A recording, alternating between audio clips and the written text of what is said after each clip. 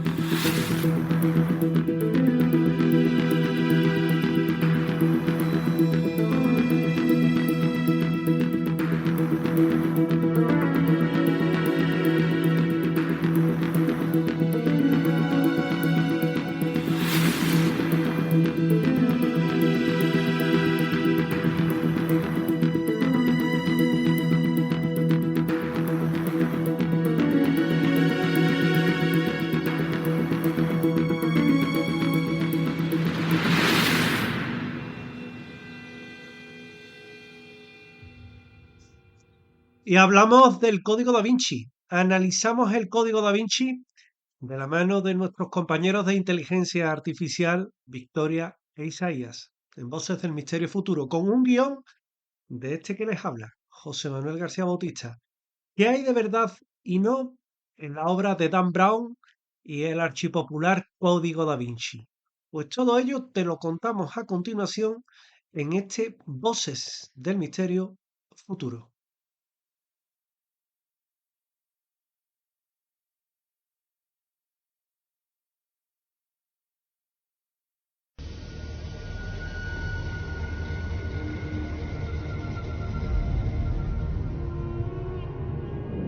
Cristo, dame fuerzas. Cristo, dame fuerzas.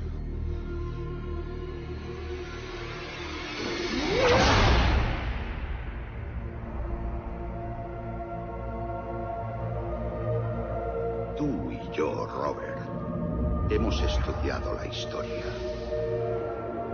Ahora estamos dentro de la historia. Nos encontramos en medio de una guerra que existe desde siempre para proteger un secreto tan poderoso que si se revelara, demolería los cimientos del género humano.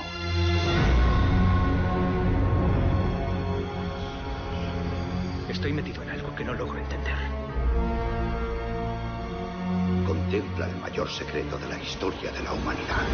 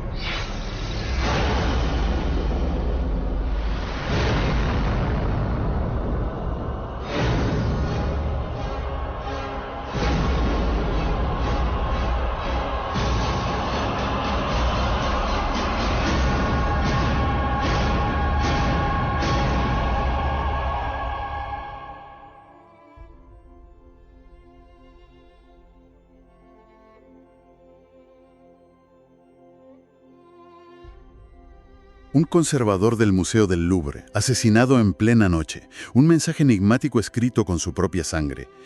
Una sociedad secreta milenaria y un encubrimiento global que involucra al mismísimo genio del Renacimiento, Leonardo da Vinci. Suena súper peliculero, la verdad. Suena a la típica superproducción de Hollywood, totalmente. Y bueno, de hecho lo fue. Pero el fenómeno del que vamos a hablar hoy va muchísimo más allá de la pantalla. Sí, es que estamos hablando de una novela de ficción, un libro de unas 557 páginas, con esos capítulos súper cortos, de acción trepidante, que si te fijas, transcurre prácticamente en un solo día. Exacto. Y la verdadera pregunta que nos reúne hoy aquí es, a ver, ¿qué ocurre exactamente cuando millones de personas alrededor del mundo empiezan a tomar este thriller tan comercial como si fuera un libro de historia real? O casi peor, un documental irrefutable. La acción literaria y el rigor histórico pues se difuminó por completo a principios de los 2000. Totalmente. De repente, una historia inventada sobre, simbologistas y persecuciones nocturnas por las calles de París se convirtió en la base de debates teológicos súper intensos. Sí, en las cenas familiares, en foros de internet. Hasta en las aulas. O sea, la gente lo discutía como si fueran hechos probados. Y por eso, la misión de este análisis a fondo, para quienes nos escuchan hoy, es tomar toda esta avalancha de información, de documentos, y separar de una vez por todas los hechos de la ficción en torno a El Código da Vinci de Dan Brown. Eso es. Vamos a sumergirlos en la historia del arte, en la teología de los primeros siglos y, en los documentos históricos reales para ver qué se sostiene y qué hace aguas por todos lados. Y justo antes de meternos en faena, creo que es vital hacer una pequeña aclaración para situarnos. Claro, dila. Hoy vamos a manejar críticas y análisis que, en muchos casos, provienen de una perspectiva teológica católica muy específica. O sea, historiadores y teólogos que, como es lógico, defienden sus dogmas y sus instituciones frente a las afirmaciones de la novela. Lógico, sí. Entonces, como guías en este viaje, no estamos aquí para hacer de abogados defensores de la Iglesia, ni tampoco para atacar a Dan Brown. Ni mucho menos. Nuestro único objetivo es poner el texto de la novela frente al espejo del registro histórico y ver qué reflejo nos devuelve. Todo con total imparcialidad. Vale, pues vamos a desgranar esto, porque tela marinera, hay mucho que cortar hoy. Ya te digo. Antes de meternos en el barro de las grandes conspiraciones globales, los linajes ocultos y las sociedades secretas, creo que lo más lógico es empezar por el supuesto arquitecto de todo este engaño milenario. El hombre, el mito, la leyenda. Leonardo da Vinci. El gran protagonista en la sombra. Eso es. La novela nos plantea una conexión causal muy clara, de manual de misterio. Para que exista un código, tiene que haber un motivo gigantesco para crearlo y un método infalible para ocultarlo. Así es. Y la narrativa de la ficción nos sugiere que el Vaticano, aterrorizado por lo que Leonardo supuestamente sabía, lo llenó de riquezas, que le encargó un montón de obras a cambio de que mantuviera la boca cerrada sobre el verdadero linaje de Cristo. Ajá. Y como supuesto método para dejar pistas sin ser descubierto, pues Leonardo habría utilizado una escritura encriptada súper compleja para ocultar esta información en sus diarios personales. A ver, un momento. Aquí necesito hacer de abogado del diablo. Dispara. Da Vinci pasó sus últimos años en Italia e incluso estuvo en Roma bajo el papado de León X. Y a ver, la Iglesia era, con diferencia, el mayor mecenas del mundo en esa época. ¿Me estás diciendo que simplemente lo ignoraron? Pues... O sea, al mayor genio del Renacimiento. Es que no me cuadra que no hubiera un flujo de dinero enorme entre ellos para tapar algo así. Ya, entiendo por qué lo dices, pero resulta que la historia es muchísimo más mundana y a la vez fascinante. La estancia de Leonardo en Roma fue un fracaso absoluto. ¿En serio? Sí, estuvo muy lejos de ser el niño mimado del Vaticano.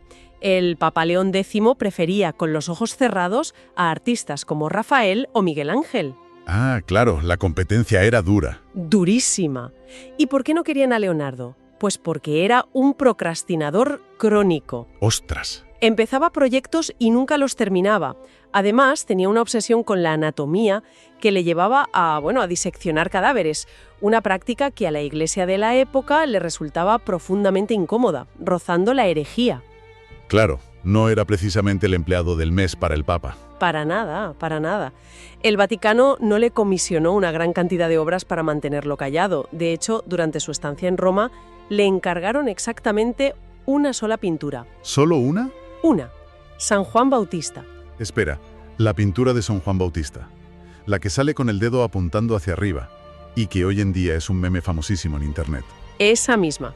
Leonardo era tan excepcionalmente bueno y sus expresiones tan peculiares que su arte ha trascendido hasta convertirse en material para memes modernos. Pero el punto central aquí es que la idea de que los líderes del Vaticano y Da Vinci estaban confabulados en una conspiración financiera multimillonaria, pues carece de todo fundamento. Ya veo. Simplemente, Leonardo no tenía el favor de Roma. No se fiaban de él para entregar las obras a tiempo. Vale, descartamos el motivo económico entonces. Pero luego está el famoso método, el supuesto código secreto en sí mismo. Ah, la escritura al revés. Exacto. Cualquiera que haya visto una foto de un manuscrito original de Da Vinci notará que es ilegible a simple vista. O sea, parece literalmente encriptado, como si necesitaras un espejo para leerlo. Sí. Y resulta que la realidad histórica nos da una explicación brillante por lo increíblemente práctica que es. Leonardo escribía de derecha a izquierda, lo que se conoce como escritura especular. Y la razón no era ocultar la ubicación del Santo Grial. No, ¿qué va? La razón es que era zurdo. Es que lo fascinante de este asunto es cómo la mente humana contemporánea es capaz de transformar una necesidad técnica súper básica de hace 5 siglos en un misterio esotérico de proporciones épicas. Totalmente. Es que imaginemos la analogía.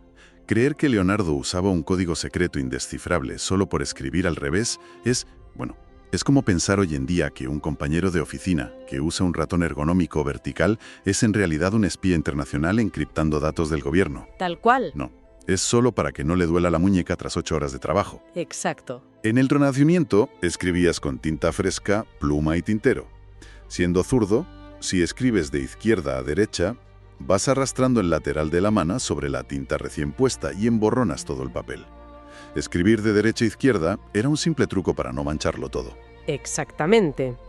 Leonardo, recordemos, era un hijo ilegítimo que no tuvo una educación formal en latín y griego en su infancia.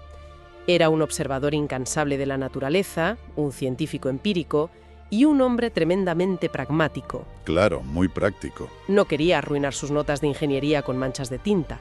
No era el líder de una conspiración global.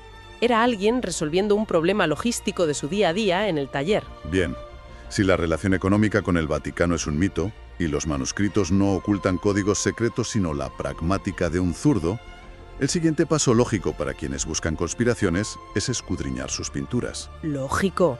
Si no está en el texto, temeré estar en el arte. Y aquí nos vamos directamente a las 2 obras más icónicas del mundo. Empecemos con la Mona Lisa. El libro afirma cosas muy potentes. Dice que es un retrato andrógino, mitad hombre y mitad mujer, que esconde un mensaje sobre la unión divina. Ajá. Y que el propio nombre, Mona Lisa, es un anagrama de los dioses de la fertilidad egipcios Amón e Isis. Amón más Isis igual a Mona Lisa. Y claro, cuando lo lees de primeras, pues suena matemáticamente perfecto en un libro de misterio. El problema es que se desmorona por completo ante el registro histórico más básico. A ver. Da Vinci nunca le dio nombre a esta obra. Jamás. Jamás se refirió a ella como Mona Lisa en ninguno de sus escritos. ¡Ostras! Fue el historiador del arte Giorgio Vasari, unos 50 años después de la muerte del pintor, quien determinó que el retrato pertenecía probablemente a una mujer de la nobleza florentina, Lisa Gherardini. La identificó como Madonna Lisa, y de ahí derivó el nombre popular Mona Lisa. O sea que Leonardo no pudo crear un anagrama brillante con un nombre que él nunca utilizó. Es un anacronismo de manual. 100%. Es proyectar un juego de palabras en inglés moderno y en lenguas romances sobre una obra del siglo XVI, y encima basándose en un título póstumo. ¡Qué locura! ¿Y qué pasa con las famosas letras secretas en los ojos? Porque la novela y un montón de documentales sensacionalistas mencionan que si amplías la imagen, hay iniciales ocultas en las pupilas mirando directamente al espectador. Uf, eso es un claro ejemplo de pareidolia. ¿Pareidolia? ¿Eso qué es? Sí, es ese fenómeno psicológico donde nuestro cerebro está programado para ver patrones reconocibles como caras, formas o letras en estímulos completamente aleatorios. Ah, como ver formas en las nubes. Exacto. Piensa en cuando miras las nubes y ves un perro. Pues a lo largo de más de 500 años, la pintura al óleo de la Mona Lisa se ha cuarteado, el barniz ha envejecido y se ha agrietado un montón. Claro, el paso del tiempo. Eso es. En el ojo de la modelo hay múltiples microfisuras que podrían parecer iniciales si te esfuerzas mucho. Quienes defienden la teoría conspirativa deciden enfocar su atención solo en las formas que casualmente encajan con una L o una S e ignoran los miles de otros trazos agrietados. Ya veo. Es simplemente pintura vieja donde cada persona proyecta lo que quiere ver. Pero a ver, mírala bien. Es innegable que la Mona Lisa tiene un aspecto extraño, casi alienígena o marcadamente andrógino para nuestros ojos. Si no es un mensaje oculto sobre la dualidad de género, ¿por qué la pintó sin cejas ni pestañas? Nadie es así de forma natural. Entiendo perfectamente la sensación, pero, de nuevo, estamos juzgando el pasado con los ojos del presente. La falta de cejas y pestañas no es un mensaje oculto sobre la androginia, ni un código secreto de Leonardo. Era, literalmente, la alta moda femenina en la Florencia del Renacimiento. Espera. ¿Me estás diciendo que se depilaban la cara entera? Exactamente. En aquella época, el estándar de belleza máximo para las mujeres de la nobleza era tener una frente enorme, amplísima y muy despejada. ¡Madre mía! Se consideraba un signo de pureza y de inteligencia. Así que, para lograr ese look, las mujeres de clase alta se depilaban la línea del nacimiento del cabello hacia atrás y se arrancaban por completo las cejas y las pestañas. ¡Qué dolor! Lo que a nosotros hoy nos parece un rostro críptico y andrógino, para un florentino del siglo XVI era básicamente la portada de una revista de moda. Alucinante. O sea que el gran misterio andrógino es el equivalente renacentista a las cejas finísimas de los años 90. Tal cual. Todo indica que es simplemente el retrato de una mujer noble siguiendo las tendencias estéticas de su estatus social. De acuerdo. Dejamos el Museo del Louvre y nos vamos volando a Milán, al convento de Santa María delle Grazie, para ver La Última Cena. Y aquí es donde la cosa se pone realmente interesante en la novela. El plato fuerte. Sí. Se asegura que la figura sentada justo a la derecha de Jesús no es el apóstol San Juan, sino María Magdalena, su supuesta esposa. Y a ver, el argumento visual es fuerte. Dicen que el espacio que queda entre ellos forma una enorme letra V que representa el cáliz, el útero femenino o quizás una M de María. Sí. Y honestamente, a ojos modernos, esa figura de pelo largo, sin barba, inclinándose y con un rostro tan suave, pues parece verdaderamente una mujer. Es una tentación narrativa innegable. Si eres un escritor de misterio y ves eso, tienes la trama servida en bandeja de plata. Claro. Pero volvemos a caer en el mismo error histórico fundamental: juzgar el arte visual del siglo XV con los estándares de género de nuestro siglo. Vale. Para entender esa pintura tienes que entender cómo se concebía la escena en la época. Leonardo basó su composición directamente en el Evangelio de Juan. En ese texto específico, Juan se describe a sí mismo como el discípulo amado y, crucialmente, como el discípulo más joven. Claro, y la juventud en el arte renacentista, sobre todo la juventud masculina, se representaba de una manera muy específica, ¿no? Precisamente, la masculinidad en el arte de la época estaba profundamente ligada a la barba y a las facciones duras. Para representar una juventud extrema, casi adolescente o virginal, los pintores suavizaban las facciones hasta un punto que hoy calificaríamos directamente de femenino. O sea que era un código pictórico de la época. Eso es. Leonardo, para pintar a San Juan, utilizó modelos muy jóvenes e incluso se inspiró en autorretratos de su propia juventud. Ese estilo visual, que a menudo jugaba con la androginia en las figuras juveniles, no era un mensaje encubierto sobre María Magdalena. Era la firma estética del taller de Da Vinci para representar la inocencia y la juventud. Y esto no es una teoría aislada, porque si miras la obra de sus alumnos... Exacto. Sabemos que sus aprendices, como Sala y o Bernardino Luini, reciclaron este mismísimo estereotipo visual de facciones extremadamente suaves, sin barba y con pelo largo, en multitud de otras obras que no tienen absolutamente nada que ver con La Última Cena ni con conspiraciones divinas. Simplemente era la moda del taller. Era la forma en que esa escuela pictórica representaba a los hombres muy jóvenes, sin más. Vale, el mito de que Leonardo escondió la historia de la cristiandad en sus lienzos queda bastante desmantelado. Pero la brillantez de la novela es que no se apoya solo en pinturas. Claro, va mucho más allá. Exacto. ¿Qué pasa con las pruebas documentales y las sociedades secretas que supuestamente protegían este gran secreto arriesgando su vida a lo largo de los siglos? Aquí el análisis da un salto cualitativo enorme, pasando del mundo de la historia del arte a los cimientos fundacionales del cristianismo y la historia de Europa. Hablemos del Priorato de Sion. Madre mía, el Priorato de Sion. En el libro se presenta en el prólogo como un hecho real. Una sociedad secreta milenaria fundada en el siglo XI con grandes genios de la historia como Isaac Newton, Víctor Hugo o Da Vinci como grandes maestros, custodiando la verdad sobre la descendencia de Jesús. Este es, sin duda, uno de los puntos donde la ficción choca más frontalmente y de manera más espectacular con la historia documentada. A ver, cuéntame. El Priorato de Sion no es una sociedad milenaria, no cruzó la Edad Media en las sombras. Es pura y llanamente un engaño moderno. Fue inventado en Francia en 1956. Espera. ¿Me estás diciendo que el Priorato de Sion, el eje central de toda esta macro conspiración histórica, es un invento de un señor en los años 50? 100%. Fue creado por un estafador francés llamado Pierre Plantard. ¿Y por qué hizo eso? Pues su objetivo no era proteger ningún linaje sagrado, obviamente. Quería obtener notoriedad, dinero y, sorprendentemente, reclamar que él mismo era el descendiente legítimo de los reyes merovingios de Francia. Ostras, pero ¿cómo logró engañar a tanta gente, incluyendo autores que luego inspiraron a Dan Brown? Porque en el libro hablan de documentos encontrados en bibliotecas oficiales. Ese fue el gran truco de Plantard. En los años 60 falsificó una serie de pergaminos y árboles genealógicos conocidos como los dosieres secretos. Con la ayuda de un par de cómplices, logró colar físicamente estos documentos falsos en los archivos de la Biblioteca Nacional de París. ¡Qué fuerte! Los coló físicamente. Físicamente.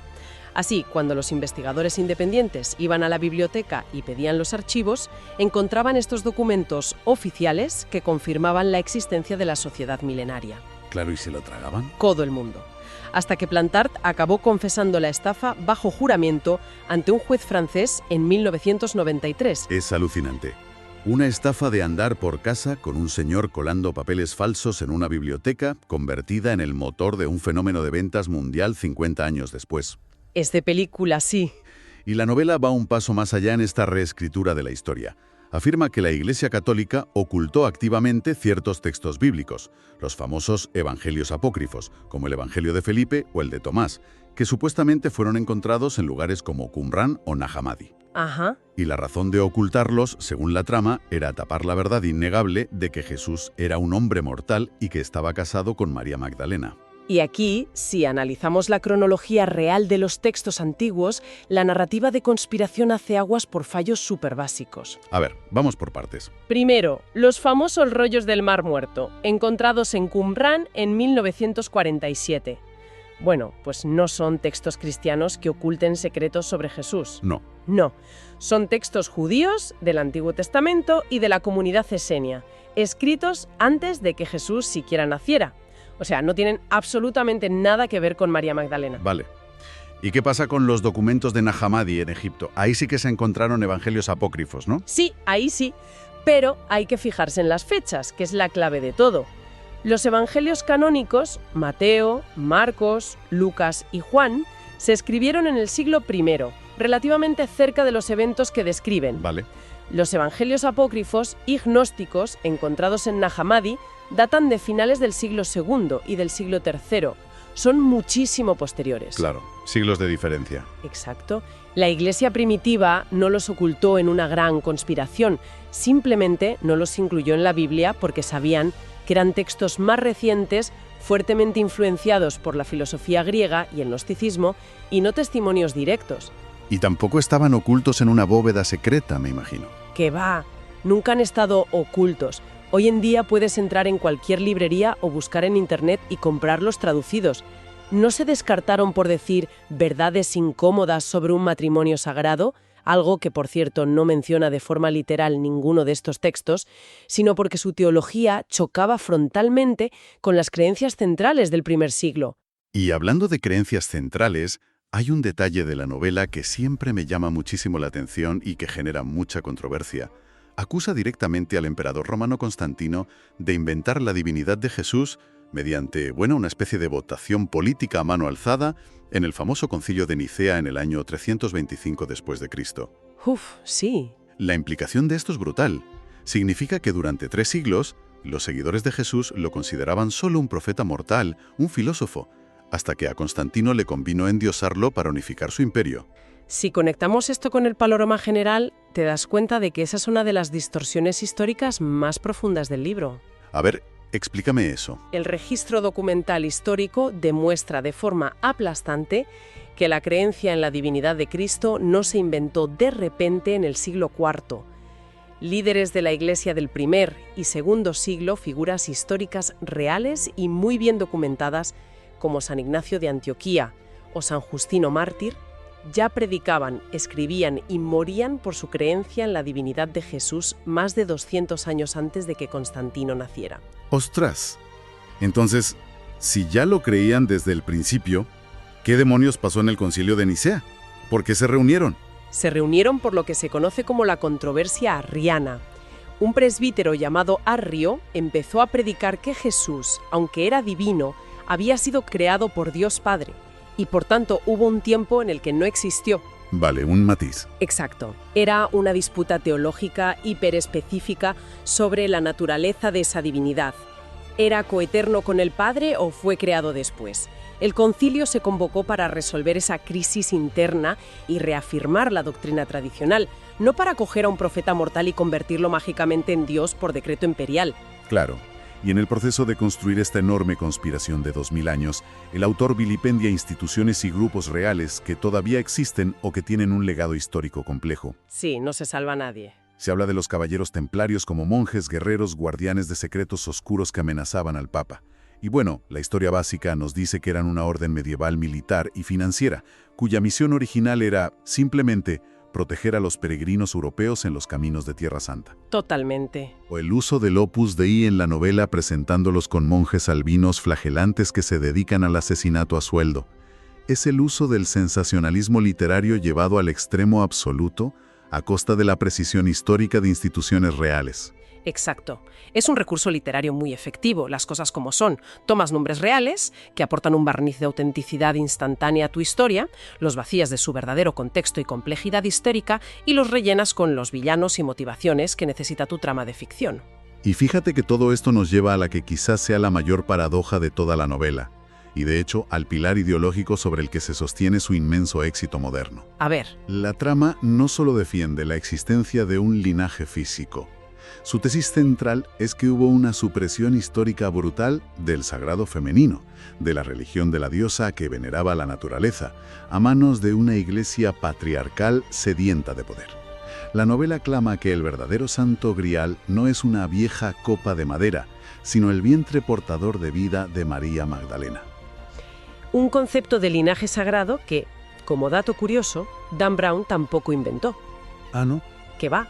Toda esa premisa fue levantada de un libro pseudohistórico publicado en 1982 titulado El enigma sagrado, una obra que ya en su momento fue destrozada por la crítica académica por carecer del más mínimo rigor histórico. Qué fuerte. Pero la novela va más allá y defiende que esos evangelios apócrifos y gnósticos que mencionamos antes, los que supuestamente la Iglesia escondió, apoyaban activamente a las mujeres, celebraban la feminidad y practicaban un hermoso y respetuoso rito de unión divina llamado hierosgamos. Sí, eso dice el libro. Y aquí es donde necesito hacer de nuevo de abogado del diablo. Si estos textos antiguos, estos grupos gnósticos, eran verdaderamente tan progresistas, tan promujer y tan adelantados a su tiempo en su adoración a la diosa, ¿por qué fueron descartados? ¿No es lógico pensar que una institución patriarcal los eliminaría precisamente por empoderar a la mujer? Y esto plantea una pregunta crucial, porque nos lleva a revelar la gran ironía documentada de todo este análisis.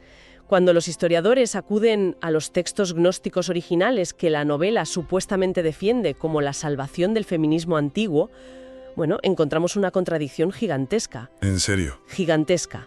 Lejos de ser los estandartes del empoderamiento femenino temprano, las sectas gnósticas de la antigüedad mantenían posturas profundamente misóginas. ¿De verdad? A pesar de que adoraban lo espiritual. Precisamente por eso. La base fundamental del gnosticismo es que el mundo físico, la materia, el cuerpo humano, es inherentemente malvado y corrupto, una prisión creada por un dios inferior. Solo el espíritu puro es bueno. Vale, te sigo. Y dentro de esta visión del mundo, ¿Quién es responsable de traer más materia corrupta, más cuerpos físicos a este mundo de sufrimiento a través del embarazo y el parto? ¡Ostras! La mujer. La mujer. Por lo tanto, en muchos textos gnósticos, el principio femenino y el cuerpo de la mujer se asociaban directamente con la trampa de la materia y la imperfección. Madre mía. Es el reverso tenebroso de lo que plantea la novela. Es literalmente lo opuesto a celebrar la fertilidad y el cuerpo de la mujer como algo sagrado. Completamente opuesto. Fíjate en el Evangelio gnóstico de Tomás, que es uno de los textos que la novela enaltece en repetidas ocasiones. En su último versículo, ese documento dice textualmente que Jesús afirmó, y cito, «Toda mujer que se convierta en varón podrá entrar en el reino de los cielos». Madre del amor hermoso. Eso destruye por completo la narrativa moderna del sagrado femenino empoderador. Y la cosa no acaba ahí. El famoso rito del hieros gamos, que en el libro se presenta como una elevación espiritual sublime y respetuosa compartida entre iguales, pues a menudo no tenía nada de empoderamiento romántico. ¿Qué era entonces? Históricamente, en diversos cultos paganos del mundo antiguo, consistía en formas de prostitución sagrada o fertilidad ritual. Las mujeres no eran tratadas como diosas veneradas, sino utilizadas como meros recipientes o instrumentos físicos para las necesidades de los sacerdotes y los rituales masculinos. Es asombroso cómo funciona la ficción. O sea, tú imagínate, un novelista del siglo XXI es capaz de tomar textos antiguos y prácticas que históricamente eran misóginas, darles la vuelta por completo, aplicarles un filtro estético moderno y muy atractivo, y empaquetarlo todo para crear una narrativa de empoderamiento femenino. Es brillante desde un punto de vista narrativo. Desde luego. Una narrativa que, claro, encaja a la perfección con ciertas sensibilidades actuales y con los movimientos espirituales de la New Age. Es un rediseño absoluto de la historia real para satisfacer las ansiedades, los deseos y las expectativas del lector contemporáneo. Sí. Es un ejercicio de anacronismo literario espectacularmente efectivo en términos de ventas. Pero claro, absolutamente insostenible desde el punto de vista del análisis documental y de la historia académica. Entonces, ¿qué significa todo esto? Después de repasar las mentiras sobre los millones del Vaticano, el zurdo de Da Vinci que solo intentaba no mancharse la mano de tinta, el famoso priorato de Sion inventado por un estafador francés aburrido en los años 50, que se dice pronto. Gran villano de la historia. Ni siquiera creo que pretenda ser un historiador real. Es pura y llanamente un novelista haciendo su trabajo a la perfección. Exacto. Tejer una historia trepidante que te agarra por el cuello en la página 1 y no te suelta. El problema real no es el libro en sí. El problema surge en el receptor, cuando nosotros tomamos la ficción con base real y la elevamos a la categoría de documental histórico. Ahí está el peligro. Cuando hacemos eso, perdemos de vista la verdadera riqueza, los matices y la complejidad de la historia humana. Ni el priorato de Sion existió hace 1000 años, ni el pobre Leonardo andaba dejando códigos esotéricos en las grietas de la pintura de la Mona Lisa. Yo creo que para que buscan aprender de manera genuina y nos acompañan en estos análisis, el tema de hoy sirve como un poderoso recordatorio sobre la necesidad imperiosa del consumo crítico de información. Fundamental. Vivimos en la era de la sobreinformación absoluta, de las noticias falsas y las narrativas virales. Y, bueno, debemos admitir una realidad incómoda del comportamiento humano. Una ficción atractiva, brillante, llena de misterios ocultos, códigos secretos y conspiraciones globales que nos hacen sentir especiales por conocer la verdad, siempre viajará muchísimo más rápido y más lejos que la realidad histórica. Que a menudo es simplemente logística y pragmática. Sí, y a veces, seamos sinceros, un poco aburrida. Mantener nuestro espíritu crítico afinado es la única defensa intelectual que tenemos. Totalmente de acuerdo. Y fíjate que todo este análisis me deja dándole vueltas a una idea para cerrar hoy.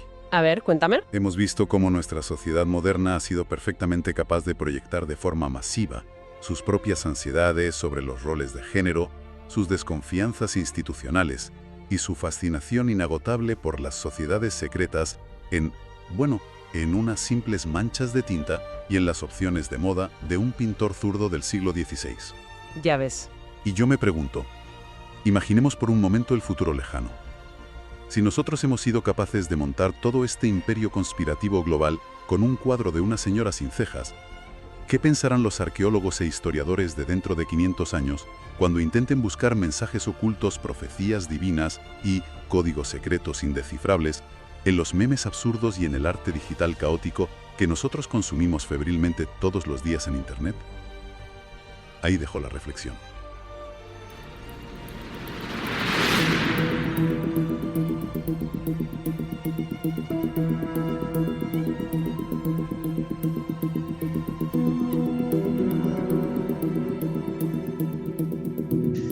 Les proponemos que hagan con nosotros un viaje en el tiempo.